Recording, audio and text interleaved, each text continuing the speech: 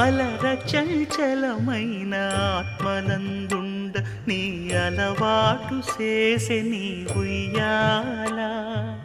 అలర చంచలమైన ఆత్మనందుండ నీ అలవాటు చేసే నీ ఉయ్యాల.